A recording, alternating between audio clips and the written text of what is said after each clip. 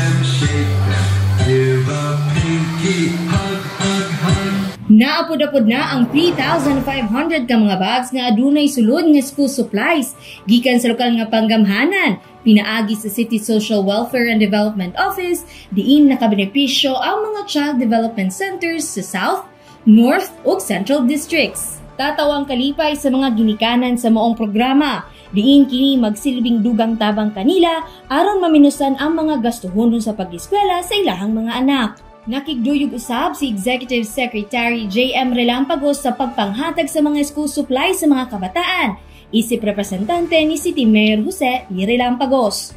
Naami diri karon para muhatag og supplies ug suporta sa atong mga kabataan.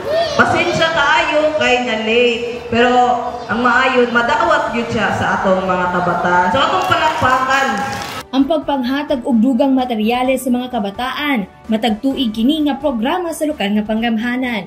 Sa pagsiguro ni Mayor Joe nga magahinan kini og budget, tungod usa sa iya mga focus ang mahatagan og dekalidad ug saktong edukasyon ang mga kabatan-unang panabawans. Anausab si CSWDO Department Head Sharina Joy Lacrin ug former Banwag Coordinator Alan Sarabia nga nagpakita sa ilang uot nga suporta sa maong programa.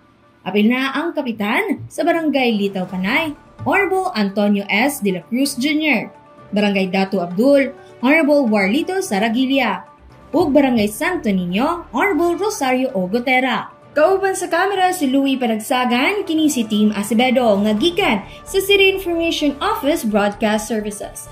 Alang sa Frontline News, Panabo, importante, informed.